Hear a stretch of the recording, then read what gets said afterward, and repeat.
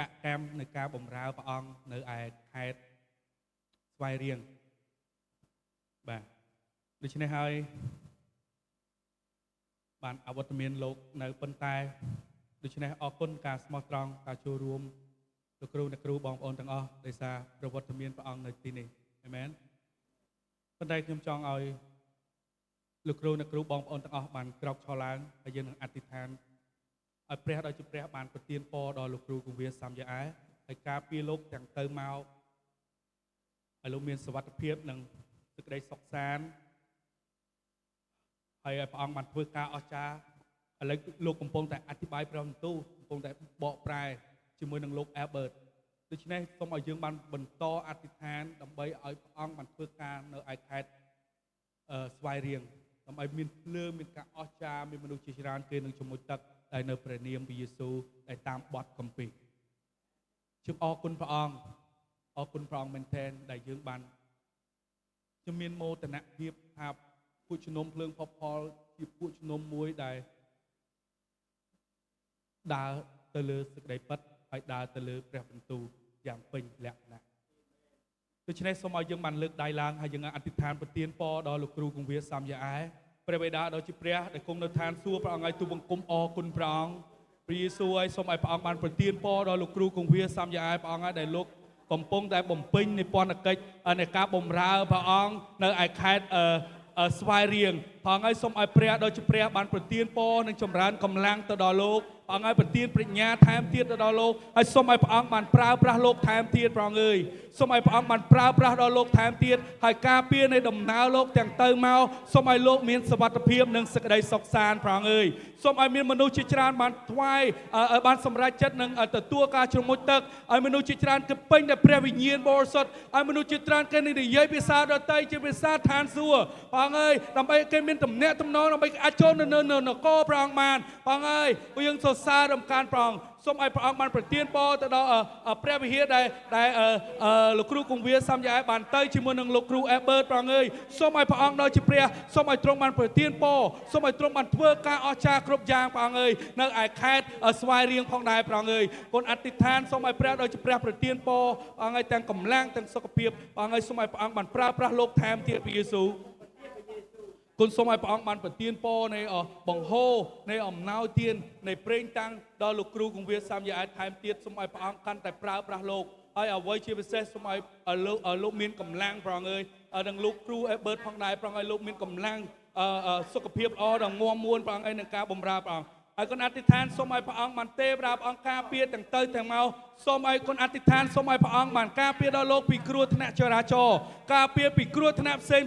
ការពារពីវិញ្ញាណមន្តអាគមការពារពីវិញ្ញាណអាក្រក់ដែលនៅខេត្តកំពង់ស្វាយរៀងនោះព្រះអង្គអើយសូមឲ្យព្រះអង្គដ៏ជាព្រះបានប្រទានពរគុណអរគុណព្រះអង្គអរគុណព្រះអង្គនៅក្នុងព្រះនាមព្រះអង្គឲ្យគុណសូមថ្វាយព្រះអង្គគុណសូមថ្វាយសូមឲ្យគុណជឿថាព្រះអង្គឲ្យមានមនុស្សជាច្រើនគេនឹងទទួលការជំនួយទឹកដែលត្រឹមត្រូវដែលនៅក្នុងព្រះនាមព្រះយេស៊ូវដែលតាមរយៈលោកគ្រូ Albert តាមរយៈលោកគ្រូគង្វាសាមយ៉ាអែដែលលោកបានទៅបំពេញពន្ធកិច្ចព្រះអង្គនៅកន្លែងនោះព្រះអង្គអើយសូមឲ្យព្រះអង្គធ្វើការដ៏អស្ចារ្យនៅទីនោះផងដែរព្រះយេស៊ូវយើងអរព្រគុណព្រះអង្គហើយទូបង្គំនឹងថ្វាយព្រះអង្គឲ្យការទូបង្គំអធិដ្ឋានសម្រាប់លោកនៅក្នុងព្រះនាមព្រះម្ចាស់ព្រះយេស៊ូវគ្រីស្ទអេមែនអេមែនអរគុណព្រះអង្គសូមឲ្យលោកគ្រូអ្នកគ្រូបងប្អូនទាំងអស់បានសម្រួលអាយ៉ាប័តវិញហើយសូមបិទភ្នែកហើយសម្រុំចិត្តអធិដ្ឋានមុននឹងយើងចូលទៅក្នុងព្រះបន្ទូលព្រះអង្គសូមឲ្យព្រះអង្គបានដឹកនាំសូមឲ្យគ្រប់យ៉ាងទាំងអស់គឺជាព្រះបន្ទូលរបស់ព្រះមិនមែនជាពាក្យរបស់ខ្ញុំសូមកុំឲ្យអ្វីដែលចេញពីគំនិតខ្ញុំនិយាយចេញឡើយប៉ុន្តែសូមឲ្យព្រះបន្ទូលព្រះអង្គបានចេញទៅតាមបូរមាត់របស់ខ្ញុំទៅក្នុងនាមខ្ញុំជាអ្នកបម្រើព្រះអង្គព្រះយេស៊ូវព្រះអង្គឲ្យគុណអរព្រះគុណព្រះអង្គសម្រាប់នៅថ្ងៃនេះដែលព្រះអង្គបានប្រទានពរព្រះអង្គឲ្យទូបង្គំមានឱកាសព្រះអង្គឲ្យដើម្បីនាំព្រះរាជសារនាំព្រះបន្ទូលព្រះអង្គមកដល់ព្រះអង្គឲ្យកូនព្រះអង្គទាំងអស់ដែលនៅទីនេះព្រះអង្គឲ្យសូមឲ្យព្រះអង្គបានធ្វើការដ៏អស្ចារ្យនៅថ្ងៃនេះហើយសូមឲ្យព្រះអង្គបានផ្លាស់បំប្រែផ្លាស់គំនិតព្រះអង្គឲ្យសូមឲ្យព្រះអង្គបានប្រទានពរព្រះអង្គឲ្យសូមឲ្យទ្រង់បានចម្រើនកម្លាំងហើយព្រះអង្គបានប្រទានពរហើយសូមឲ្យព្រះបន្ទូលទាំងអស់ដែលមកពីព្រះអង្គព្រះយេស៊ូវសូមកុំឲ្យពាក្យ អ្វីដែលទូបង្គំចេញពីមាត់ទូបង្គំនោះឡើយព្រះអង្គអើយព្រះអង្គឲ្យទូបង្គំគ្រាន់តែជាភេញ្ញៈដើម្បីព្រះអង្គប្រើសូមឲ្យព្រះអង្គបានប្រើចោះព្រះអង្គឲ្យសូមឲ្យព្រះអង្គបានប្រើចោះទៅតាមប្រហារតីត្រង់ព្រះយេស៊ូវសូមឲ្យព្រះវិញ្ញាណបរិសុទ្ធព្រះអង្គបានដឹកនាំហើយសូមឲ្យព្រះអង្គបានប្រទានពរនៅទីនេះព្រះអង្គហើយកូនពេលព្រះអង្គឲ្យសូមឲ្យព្រះអង្គព្រះវិញ្ញាណបរិសុទ្ធព្រះអង្គបានបង្ហាញបញ្យល់ព្រះអង្គឲ្យទៅដល់ពួកជំនុំព្រះអង្គឲ្យដែលឮព្រះបន្ទូលព្រះអង្គសូមឲ្យគាត់យល់អំពីបំណងដែលព្រះអង្គចង់មានបន្ទូលមកកាន់គាត់ទាំងអស់គ្នាព្រះយេស៊ូវគុណអរព្រះគុណព្រះអង្គគុណថ្វាយការដែលទូបង្គំអធិដ្ឋានសូមព្រះអង្គនៅក្នុងព្រះនាមព្រះយេស៊ូវគ្រីស្ទអេមែនដូច្នេះយើងនឹងចូលទៅក្នុងព្រះគម្ពីរព្រះអង្គទាំងអស់គ្នាហេតុអ្វីបានជាមនុស្សត្រូវកើតជាថ្មីដោយទឹកនិងព្រះវិញ្ញាណបរិសុទ្ធបិទមេរៀនដែលយើងបានរៀននេះយើងបានរៀនជាច្រើនហើយឃើញទេយើងបានលើជាច្រើនហើយការដែលជាមួយទឹកដែលនៅព្រះនាមព្រះយេស៊ូវពីព្រោះការជាមួយទឹកគឺមានអត្ថប្រយោជន៍មែនតើដូច្នេះសូមឲ្យលោកគ្រូបងប្អូនទាំងអស់យើងនៅមើលនៅក្នុងព្រះគម្ពីរយូហានចំពុក3ខ3 ខ4និងខ5នោះយើងឃើញព្រះយេស៊ូវព្រះអង្គនឹងមានបន្ទូលមកពួកយើងទាំងអស់គ្នាសូមអានជូនព្រះយេស៊ូវមានបន្ទូលឆ្លើយថាប្រកាសមែនខ្ញុំប្រាប់អ្នករាល់គ្នាជាប្រកាសថាបើមិនបានកើតជាថ្មីនោះមាននរណាម្នាក់អាចនឹងឃើញនគរព្រះបានទេលោកនេះក៏ដឹមទូសួរថាតើធ្វើដូចម្ដេចនឹងកើតជាថ្មីបានក្នុងការដែលចាស់ហើយតើអាចនឹងចូលទៅក្នុងផ្ទៃម្ដាយម្ដងទៀតហើយកើតឡើងវិញបានឬព្រះយេស៊ូវមានបន្ទូលឆ្លើយថាប្រកាសមែនខ្ញុំប្រាប់អ្នករាល់គ្នាជាប្រកាសថាបើមិនបានកើតអំពីទឹកហើយពីព្រះវិញ្ញាណបរិសុទ្ធនោះគ្មាននរណាអាចនឹងចូលទៅក្នុងនគរព្រះបានទេអាមែនយើងមើលនៅក្នុងព្រះគម្ពីរយូហានបាននិយាយយ៉ាងច្បាស់អំពីការជ្រមុជទឹកពីព្រោះការជ្រមុជទឹកមានអត្ថប្រយោជន៍សំខាន់មែនទែនការដែលតាក់ទងនៅក្នុងព្រលឹងវិញ្ញាណផងយើងមនុស្សជាច្រើនគេជឿលើព្រះមែនទេគេជឿទៅលើព្រះគេទៅព្រះវិហារនឹងព្យាយាមរស់នៅជាមួយនឹងមនុស្សល្អ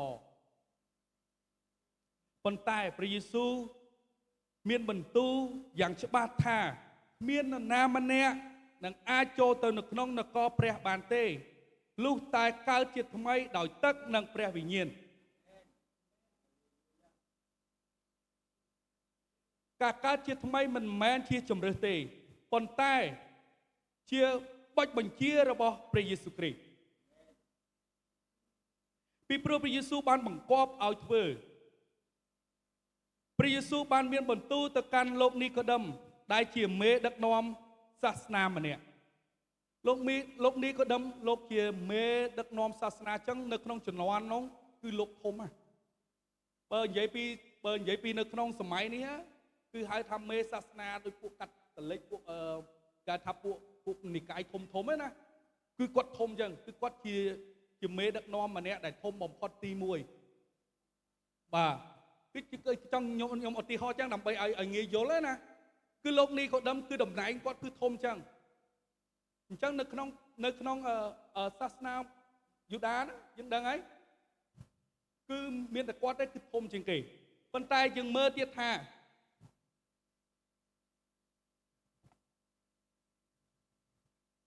យើងមើលអ្នកត្រូវកើតជាថ្មីនៅក្នុងព្រះគម្ពីរយូហានចំពុក3ខ7បានបញ្ជាក់ថាកុំឲ្យឆ្ងល់ពីពាក្យដែលបានប្រាប់ថាត្រូវកើតជាថ្មីនោះឡើយអេមែនពាក្យនោះគឺជាពាក្យផងព្រះយេស៊ូវដែលព្រះអង្គបានប្រាប់លោកនីកូដិមថាកុំឲ្យឆ្ងល់ខ្ញុំចង់លើកទឹកចិត្តទៅដល់លោកគ្រូអ្នកគ្រូនិងបងប្អូនទាំងអស់ឬក៏អ្នកដែលមិនទាន់បានជាមួយទឹកនៅថ្ងៃនេះពេលដែលយើងចាប់ផ្ដើមធ្វើពិធីជាមួយទឹកសូមកុំឲ្យយើងឆ្ងល់និងសង្ស័យឡើយ ពីព្រោះការដែលជំនួយទឹកគឺជាការដែលបញ្ជាគឺជាដែលបង្គាប់ផងព្រះយេស៊ូវដែលបង្គាប់មកដល់ពួកយើងទាំងអស់គ្នាជាអ្នកដែលជឿទៅលើព្រះយេស៊ូវអេមែន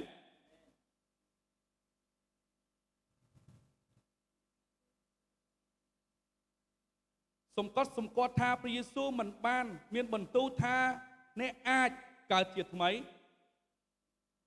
ខ្ញុំនឹងនិយាយម្ដងទៀត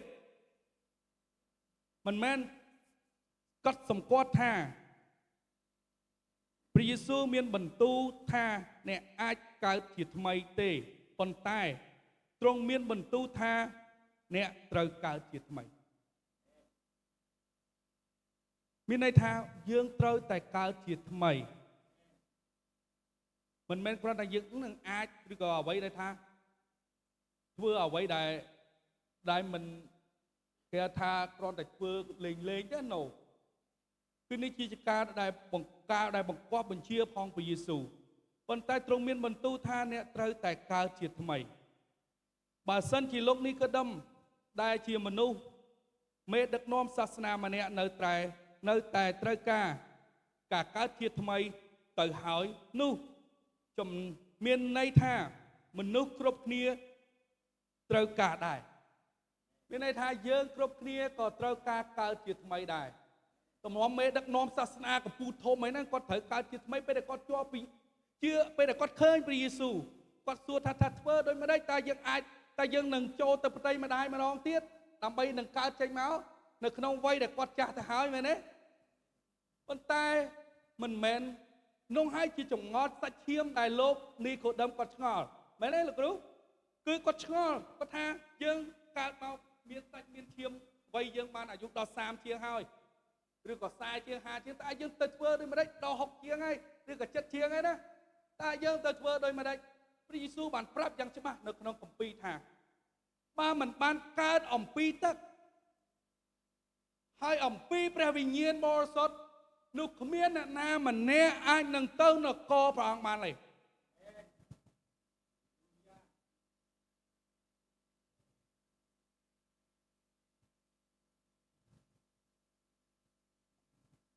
ការជាសមាជិកពួកជំនុំមិនគ្រប់គ្រាន់ទេការធ្វើអំពើល្អមិនគ្រប់គ្រាន់ទេការកាន់សាសនាមិនគ្រប់គ្រាន់ទេតែយើងត្រូវស្ដាប់បង្គាប់ព្រះបន្ទូលរបស់ព្រះយេស៊ូវហើយធ្វើតាមទើបគ្រប់គ្រាន់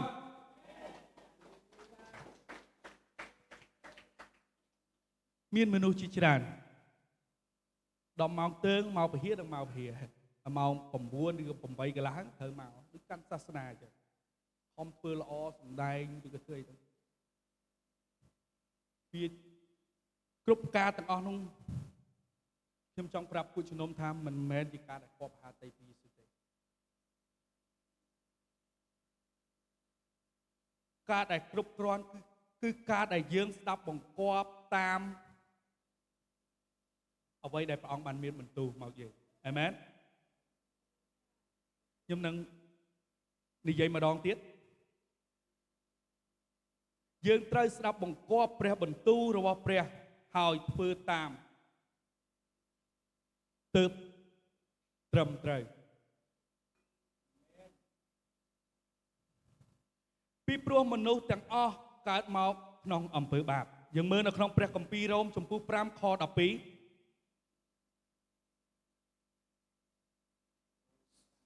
សម័យលោកគ្រូបានយើងបើកទាំងអស់គ្នាដើម្បីយើងយល់អំពីព្រះគម្ពីរព្រះអង្គរ៉ូមចំពោះ5ខ12ខ្ញុំអានជូនដូច្នេះដែលបាបបានចូលមកក្នុងលោកីយ៍ដោយសារមនុស្សតែម្នាក់ហើយក៏មានសេចក្តីស្លាប់ក៏ចូលមកដែរដោយសារអំពើបាបនោះជាយ៉ាងណានោះសេចក្តីស្លាប់បានឆ្លងរាលដាលដល់មនុស្សគ្រប់គ្នាយ៉ាងនោះដែរត្បិតគ្រប់គ្នាបានធ្វើបាបហើយអំពើបាបបានបំបែកបំបាក់ការទំនាក់ទំនងរវាងមនុស្សហើយនឹងព្រះយើងត្រូវតែអត់ទោសយើងត្រូវការអត់ទោសនិងការកើតជាថ្មី ដូច្នេះយើងដឹងថាមនុស្សយើងពេលដែលយើងកើតភ្លាមមកដល់ផែនដីនឹងភ្លាមពេលដែលយើងចាប់ដើមកើតមកភ្លាមគឺយើងនាំអំពើបាបមកហើយអញ្ចឹងបានកូនក្មេងយើងមើលពេលដែលដឹងក្តីឡើងគឺចាប់ដើមចេះជេរដូចកូនខ្ញុំលើករឿងកូនខ្ញុំចាប់ដើមចេះជេរមកអានេះអានោះអាចអីចឹងណាអានេះពាក្យអីពាក្យអត់ល្អពាក្យអសុរគឺវាបាបទេបាបអត់សួរថាមានអ្នកបរៀនគាត់ហ៎ខ្ញុំអត់បានបរៀនគាត់ទេប៉ុន្តែគាត់ចេះឯងមកតែសារអីអំពើបាបពេលខ្លះតិចគឺយើងអត់ស្គាល់អំពើបាបពាក្យសម្ដីពេលដែលយើងនិយាយទៅកាន់អ្នកណាម្នាក់ធ្វើឲ្យគេពិបាកធ្វើឲ្យគេឈឺចាប់ដោយសារពាក្យសម្ដីផងយើងបាបទេចឹងមនុស្សយើងគ្រប់លះអត់ហើយបើអត់យើងត្រូវការអីគេបាទអាមែន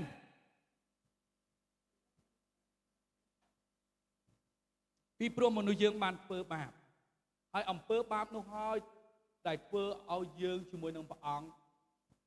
អត់នៅជាមួយគ្នាចុះរវាងនឹងព្រះរវាងនឹងមនុស្សព្រះនៅខាងស្ដាំមនុស្សនៅខាងឆ្វេងពេលនោះគឺលែងមានមិនអាចនៅក្នុងមនុស្សដំបូងយើងដឹងនៅក្នុងលោកអាដាមនិងអេវ៉ាកាលហ្នឹងនៅក្នុងជំនាន់ហ្នឹងគឺគាត់នៅស្ដាប់បង្គាប់ព្រះយេស៊ូវទេនៅក្នុងជំនាន់ហ្នឹងគឺគាត់នៅស្ដាប់បង្គាប់ព្រះយេស៊ូវពេលដែលព្រះអង្គបានប្រាប់គាត់ធ្វើអ្វីក៏ដោយគាត់ធ្វើតាមទាំងអស់ប៉ុន្តែការ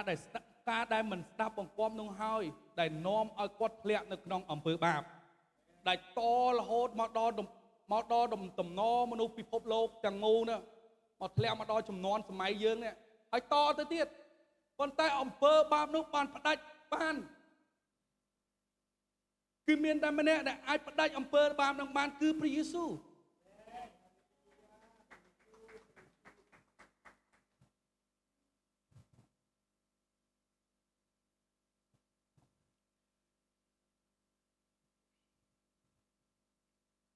កំណើតមួយនាំយើងមកក្នុង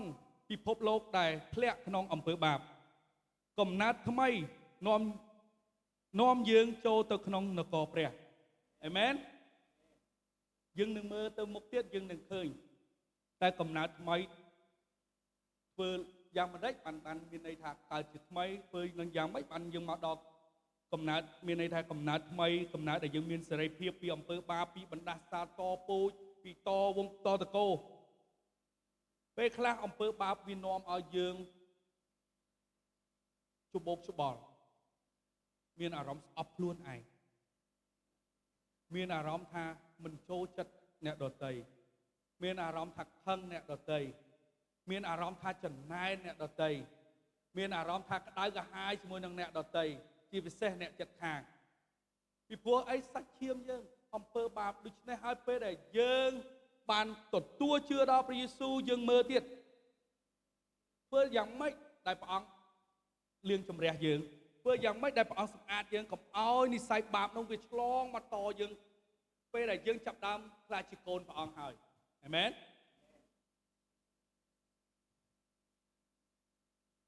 ពិធីបុណ្យជ្រមុជទឹកជាផែនការកើតជាថ្មីអាមែនដូច្នេះហើយជាផែនការកើតជាថ្មីដើម្បីឲ្យយើងកើតជាថ្មីបានដរាបណាយើងបានជ្រមុជទឹកយើងមើលនៅក្នុងព្រះគម្ពីរកិច្ចការចំពោះ2ខ38ខ្ញុំអានជូនពេត្រុសក៏ឆ្លើយតបថាចូលអ្នករាល់គ្នាប្រែចិត្តចុះហើយទទួលបុណ្យជ្រមុជទឹកទាំងអស់គ្នាដោយនៅព្រះនាមព្រះយេស៊ូវគ្រីស្ទប្រយោជន៍ឲ្យបានរួចពីបាបនោះអ្នករាល់គ្នានឹងទទួលអំណោយទានជាព្រះវិញ្ញាណបរិសុទ្ធការជ្រមុជទឹកគឺជាការដែលស្ដាប់បង្គាប់ព្រះយេស៊ូវដែលនាំឲ្យអំពើបាបត្រូវបានលាងជម្រះអាមែនអញ្ចឹងពេលដែលយើងចាប់ផ្ដើមស្ដាប់បង្គាប់ព្រះយេស៊ូវយើងចាប់ផ្ដើមថ្វាយខ្លួនយើងចាប់ផ្ដើមយកខ្លួនយើងនេះយើងចាប់ផ្ដើមជឿព្រះយេស៊ូវថាព្រះអង្គជាព្រះដែលអាចអត់ទោសអំពើបាបយើងបានយើងជឿមែនទេ ពីព្រោះគ្រប់សាសនាទាំងអស់គ្មានសាសនាមួយណាដែលហ៊ានអះអាងមានហ៊ានទ្រួងខ្លួនឯងថាចូលមកឲ្យខ្ញុំអ្នកនឹងបានអត់ទោសបាបហើយអ្នកនឹងបានសង្គ្រោះគ្មានទេមែនទេអត់មានទេគ្មានសាសនាទេគ្មានសាសនាណាមួយឡើយដែលហ៊ានអាចអត់ទោសបាបឲ្យយើងប៉ុន្តែមានម្នាក់ដែលនិយាយយ៉ាងច្បាស់ថាចូលមកឲ្យខ្ញុំអំពើបាបអ្នកត្រូវបានអត់ទោសឲ្យហើយចូលលើកក្រែអ្នកចេញទៅអេមែនគឺជាពាក្យគឺជាព្រះបន្ទូលផងព្រះយេស៊ូវយ៉ាងច្បាស់ដូច្នេះហើយព្រះយេស៊ូវជាព្រះដែលមានអំណាចព្រះយេស៊ូវព្រះអង្គជាព្រះដែលមានព្រះចេស្តាដូច្នេះហើយនៅថ្ងៃនេះបើសិនជាមានបងប្អូនណាដែលមិនទាន់បានទទួលជឿដល់ព្រះយេស៊ូវនៅថ្ងៃនេះសូមខ្ញុំចង់ប្រាប់ថាសូមបានជឿព្រះយេស៊ូវឲ្យអស់អំពីចិត្តចោះពេលខ្លះយើងខ្លាចជាគ្រីស្ទៀនហើយយើងទៅព្រះវិហារដូចខ្ញុំបង្រៀនពីមុនមកយើងទៅព្រះវិហារយើងខំធ្វើល្អយើងខំឲ្យទាំងអស់ឃើញគេធ្វើអីយើងធ្វើហ្នឹងគេធ្វើអីគេធ្វើហ្នឹងធ្វើតាមគេរហូតទាំងខ្លួនឯងយូរឡើងជាម្ចាស់ការខ្លួនឯងអញ្ចឹងដូច្នេះហើយសូមឲ្យយើងបានជឿព្រះអង្គឲ្យអស់អំពីចិត្តជឿព្រះយេស៊ូវឲ្យពិតប្រាកដពេលណាដែលជឿព្រះយេស៊ូវពិតប្រាកដយើងនឹងឃើញការអស្ចារ្យបើជឿព្រះអង្គគឺតែលេងទេអាហ្នឹងតាមហ្នឹងហើយ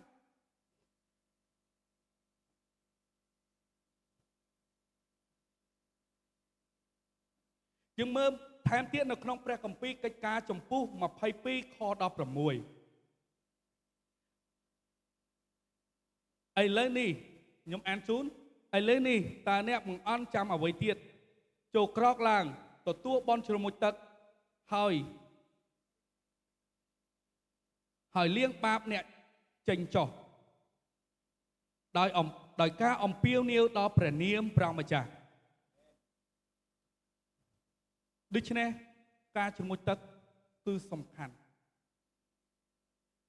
ការជ្រមុជទឹកមិនមែនជាប្រពៃណីនៃជំនឿដែលយើងជឿនឹងទេគឺប៉ុន្តែជាការបង្គាប់ផងព្រះយេស៊ូវការជ្រមុជទឹកគឺបង្ហាញការដែលយើងសគត់ជាមួយនឹងព្រះយេស៊ូវព្រះយេស៊ូវព្រះអង្គបានសគត់3ថ្ងៃ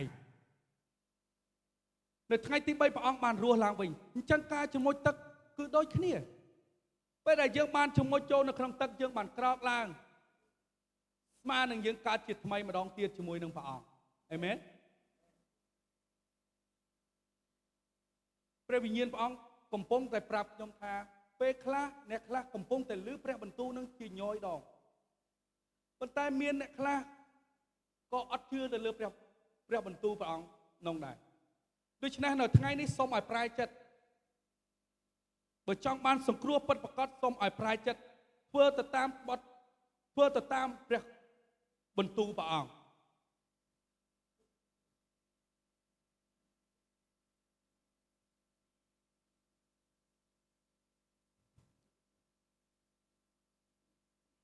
ការជ្រមុជទឹកមិនមែនគ្រាន់តែជាការដែលស្ដាប់បង្គាប់ឬបញ្ជារបស់ព្រះយេស៊ូវតែប៉ុណ្ណោះទេប៉ុន្តែជាផ្នែកមួយនៃផែនការសង្គ្រោះរបស់ព្រះអាមែន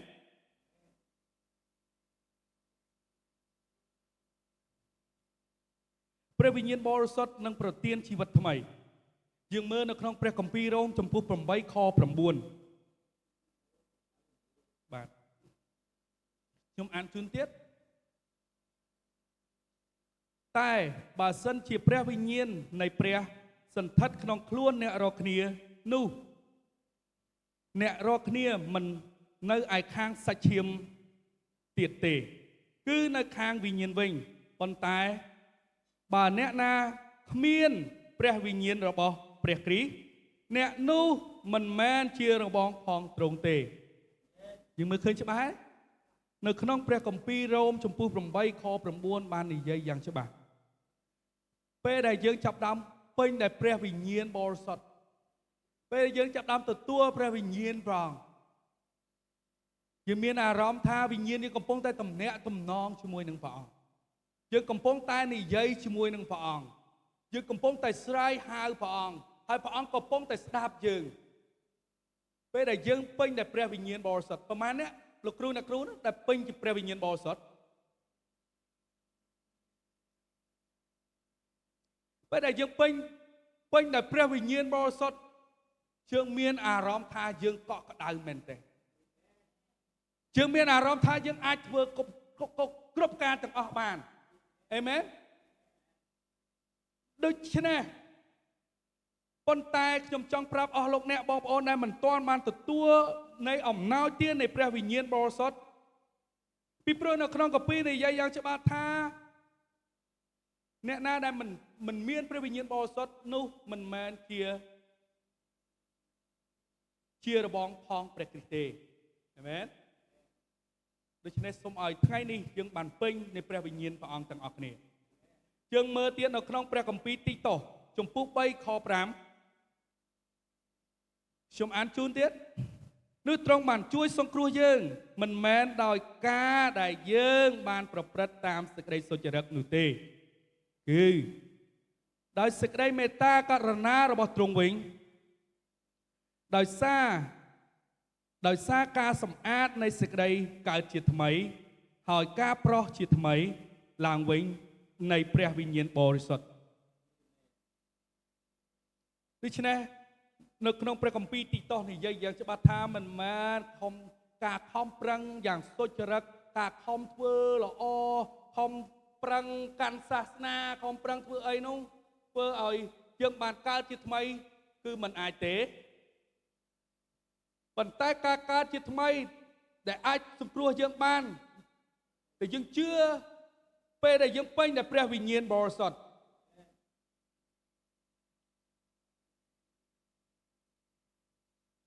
ព្រះវិញ្ញាណបរិសុទ្ធបានផ្ដល់អំណាចឲ្យយើងឈ្នះលើអំពើបាប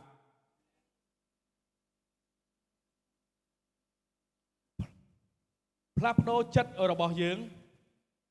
នាំយើងទៅកាន់សេចក្តីពិតធ្វើឲ្យយើងក្លាយជាកូនរបស់ព្រះពិតអេមែនអញ្ចឹងព្រះវិញ្ញាណបរិសុទ្ធគឺសំខាន់មែនទេ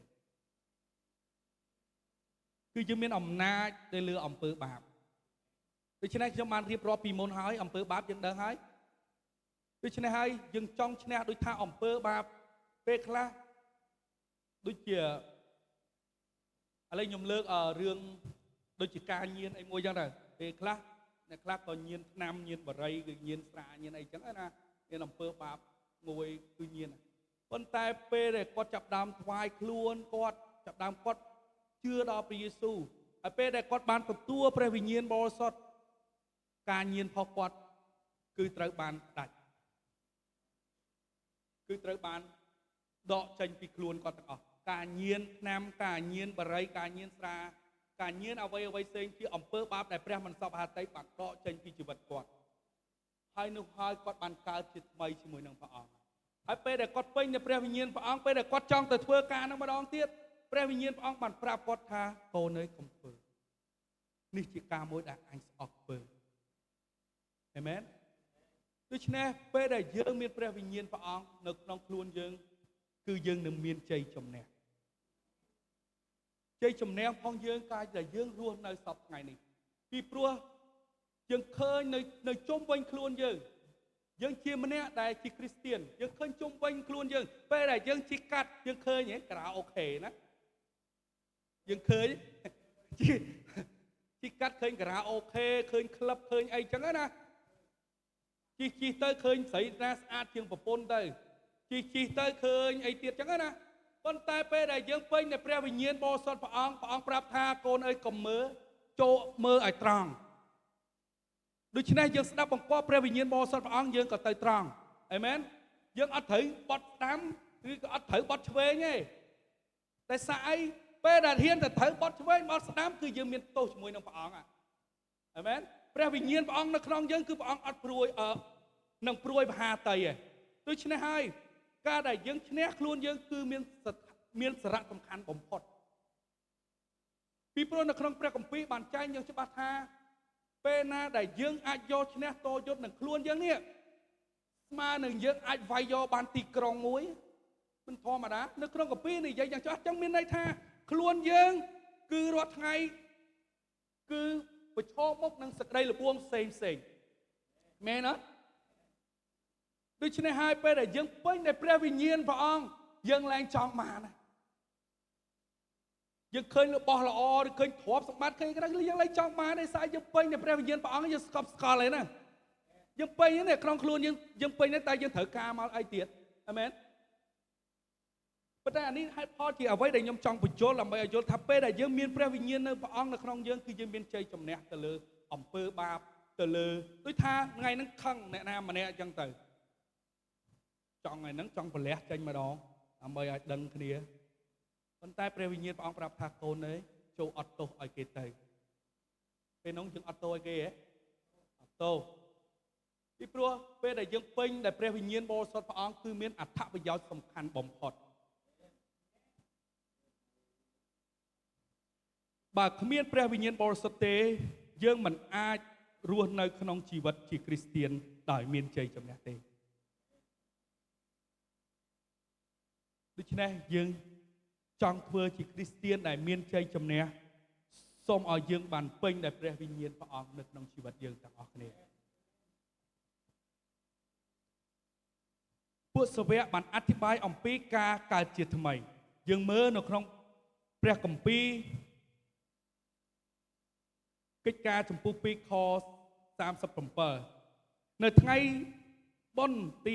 50មានមនុស្សជាច្រើនបានសួរថាបងប្អូនអើយតើយើងត្រូវធ្វើដូចម្ដេច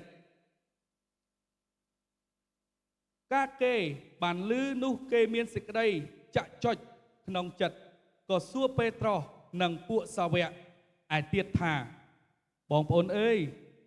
តើយើងត្រូវធ្វើដូចម្ដេចដូច្នេះយើងឃើញនៅក្នុងគម្ពីរយ៉ាងច្បាស់យើងនឹងឃើញនៅក្នុងព្រះគម្ពីរយើងនឹងមើលទៀតនៅក្នុងកិច្ចការចំពោះ2ខ38ពេត្រុសក៏ឆ្លើយតបថាចូលអ្នករាល់គ្នាប្រែចិត្តចោះប្រែចិត្តហើយទទួលបុណ្យជ្រមុជទឹកទាំងអស់គ្នាដោយនៅព្រះនាមព្រះយេស៊ូវគ្រីស្ទអត់មាននៅក្នុងគម្ពីរអត់មាននិយាយនៅក្នុងព្រះនាមព្រះវរបិតាព្រះយបុត្រានៃព្រះវិញ្ញាណបរិសុទ្ធទេអត់បានកត់ទេនៅក្នុងព្រះគម្ពីរបាននិយាយយ៉ាងច្បាស់នៅក្នុងព្រះគម្ពីរកិច្ចការចំពោះ2ខ38ខ្ញុំអានម្ដងទៀតពេត្រុសក៏ឆ្លើយតបថាចូលអ្នករាល់គ្នាប្រែចិត្តចោះហើយទទួលបុណ្យជ្រមុជទឹកទាំងអស់គ្នា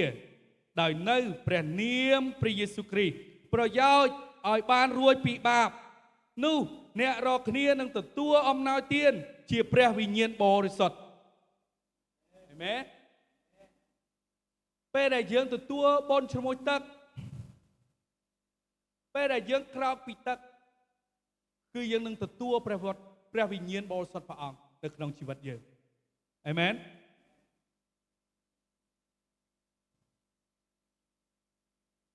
នេះគឺជារាជសារនៃពួកសាវកដែលបានប្រកាសនៅពេលចាប់ផ្ដើមពួកជំនុំដំបូងនៅលើផែនដី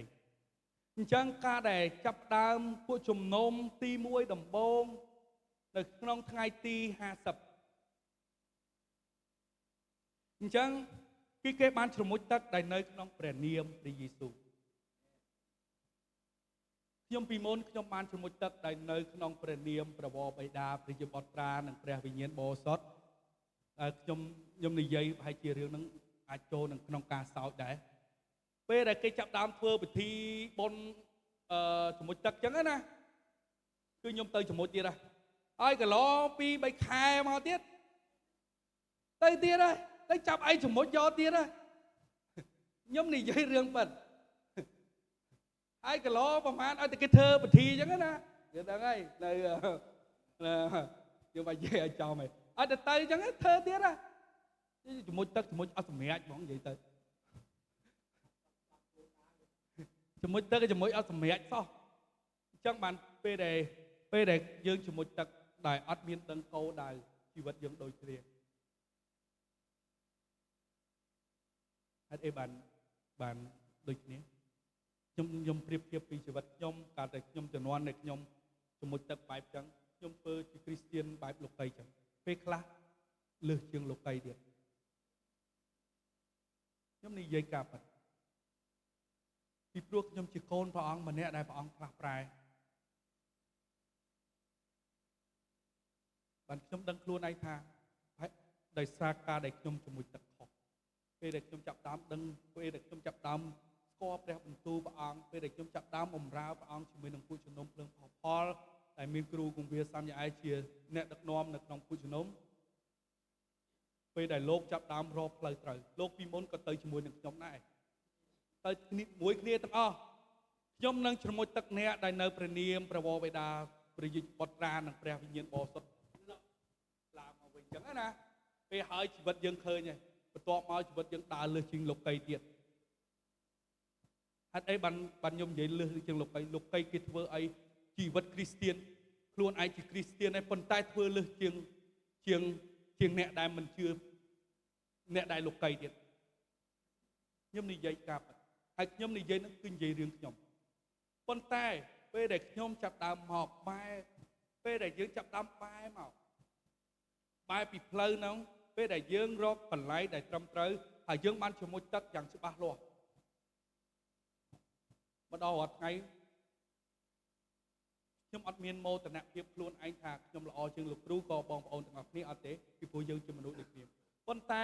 ពេលខ្លះពេលដែលយើងចេះទប់អារម្មណ៍ពេលដែលយើងមានព្រះវិញ្ញាណព្រះអង្គដូចខ្ញុំលើកពីមុនមកពេលដែលយើងចេះទប់អារម្មណ៍ពេលដែលយើងខឹងអ្នកណាម្នាក់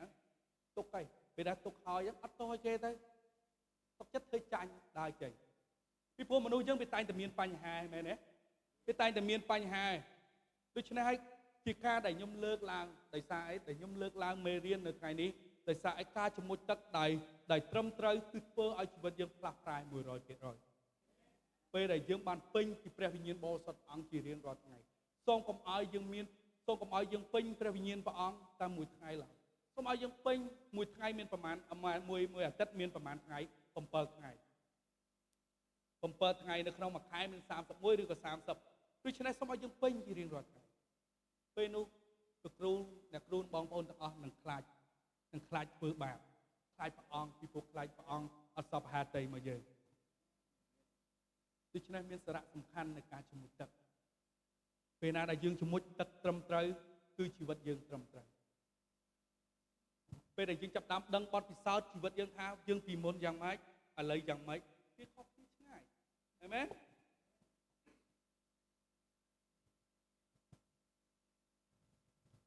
ព្រះយេស៊ូវក៏មានបន្ទូលឆ្លើយថាប្រកាសមែនខ្ញុំប្រាប់អ្នករាល់គ្នាជាប្រកាសថាបើមិនបានកើតអំពីទឹកហើយអំពីព្រះវិញ្ញាណនោះគ្មានអ្នកណាអាចនឹងចូលទៅក្នុងនគរព្រះបានទេដូច្នេះការជំនួយទឹកសំខាន់គឺសំខាន់យើងត្រូវតែជំនួយទឹកនៅថ្ងៃនេះបើសិនជាអស់លោកអ្នកបងប្អូនគឺក៏មិនទាន់បាននឹងជំនួយទឹកទេសូមឲ្យយើងបានរៀបចំនឹងការជំនួយទឹកហើយលោកគ្រូនឹងខ្ញុំជាគ្រូចាស់ទុំជាមួយលោកគ្រូឈឿទូចនឹងអាចជំនួយឲ្យទៅដល់បងប្អូនដែលមិនទាន់បានជំនួយទឹកដែលនៅក្នុងព្រះនាមព្រះយេស៊ូវដូចខ្ញុំលើកហើយការដែលខ្ញុំជំនួយទឹកដែលមិនត្រឹមត្រូវជីវិតខ្ញុំចឹងវារញ៉េរញ៉ៃណាស់ដូចខ្ញុំនិយាយហើយខ្ញុំថាលើកឡើងហើយអំពីការដែលយើងចង់ខ្លាំងជាងលោកីទៀត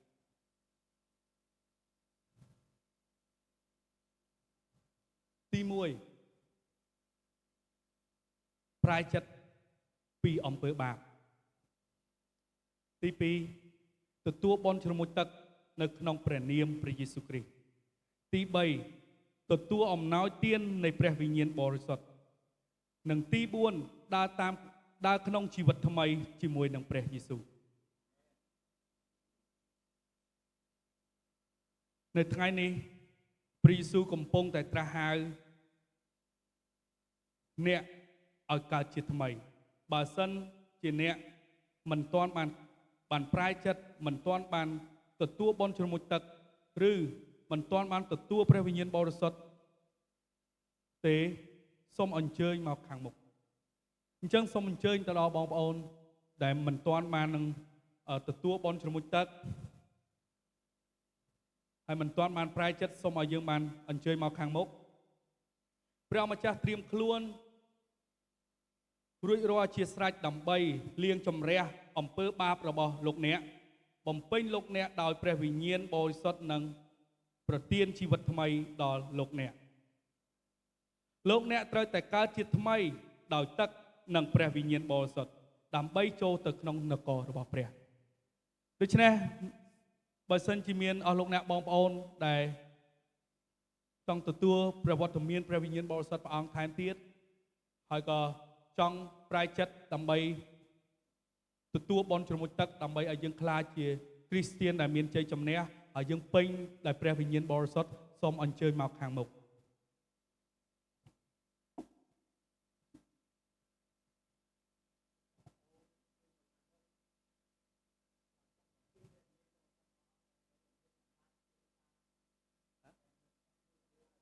បាទអូខេសូមអញ្ជើញមកខាងមុខអ៊ំបាទ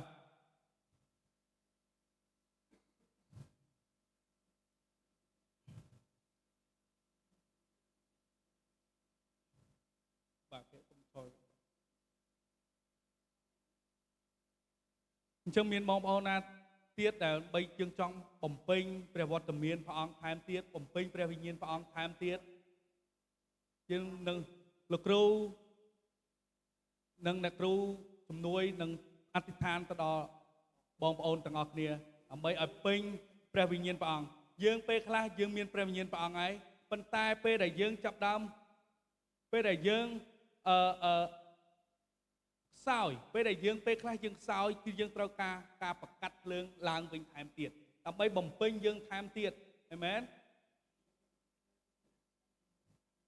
អញ្ចឹងនៅថ្ងៃនេះអ៊ំបានឮព្រះបន្ទូលព្រះអង្គយ៉ាងច្បាស់ហើយអំពីដើម្បីឲ្យអ៊ំរួចពីអំពើបាបដើម្បីអ៊ំបានពេញព្រះវិញ្ញាណបរិសុទ្ធដូច្នេះនៅថ្ងៃនេះជាថ្ងៃដ៏ល្អសម្រាប់អ៊ំដែលអ៊ំបានកើតជាថ្មីហើយពេលដែលចាប់ដើមញ៉ាំបាយហើយគឺខ្ញុំហើយនឹងលោកគ្រូដើម្បីជំនួយទឹកឲ្យអ៊ំស្រីដែលនៅក្នុងព្រះនាមព្រះយេស៊ូវដើម្បីប្រយោជន៍ឲ្យអ៊ំបានរួចពីអំពើបាបដែលស្របទៅតាមបទគម្ពីរព្រះអង្គអាមែន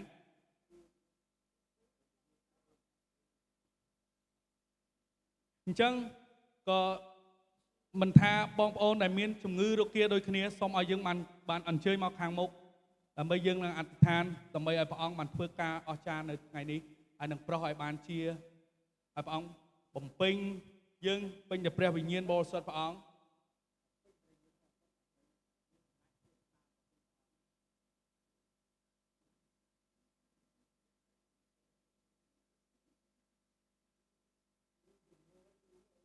បាទសូមអញ្ជើញដល់អ្នកគ្រូដើម្បីលោកគ្រូដើម្បីយើងអធិដ្ឋានសម្រាប់គាត់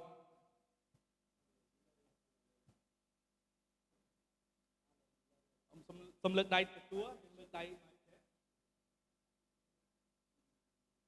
ហាឡេលូយ៉ាព្រះយេស៊ូវយើងអរគុណព្រះហាឡេលូយ៉ាព្រះយេស៊ូវហើយគុណអរគុណព្រះអង្គសម្រាប់តែអ៊ំស្រីបានលើព្រះបន្ទូលព្រះអង្គនៅថ្ងៃនេះព្រះអង្គហើយគាត់បានព្រមទទួលយកព្រះយេស៊ូវព្រះអង្គជាព្រះសម្រាប់គាត់ព្រះអង្គហើយបាត់គ្មានសេចក្តីសង្គ្រោះណាឡើយដែលអាចសង្គ្រោះជីវិតគាត់តែក្រៅពីព្រះអង្គនោះឡើយព្រះយេស៊ូវហើយបាត់មានព្រះតែមួយអង្គប៉ុណ្ណោះព្រះនាមថាព្រះយេស៊ូវអង្គហើយគឺព្រះនាមគឺជាព្រះសង្គ្រោះដូច្នេះហើយព្រះអង្គហើយនៅថ្ងៃនេះកូនអធិដ្ឋានសូមឲ្យព្រះអង្គបានប្រទានពរដល់អ៊ំស្រីហើយព្រះអង្គហើយគាត់បានពេញនូវព្រះវិញ្ញាណមកពេញនូវព្រះវិញ្ញាណ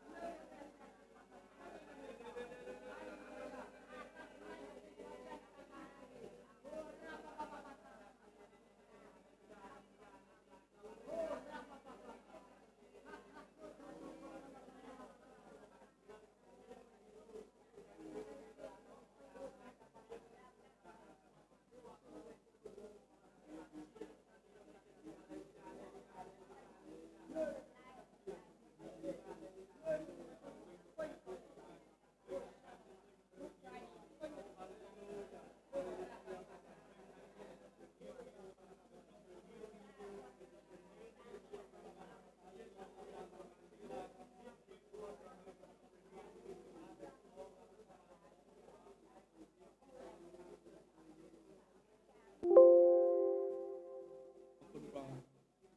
Hallelujah Lord Hallelujah Amen ព្រះអង្គហើយអរគុណព្រះអង្គព្រះយេស៊ូវអរគុណព្រះអង្គអរគុណនៅក្នុងព្រះនាមព្រះយេស៊ូវអញ្ចឹងពេលដែលទទួលទានអាហារហើយ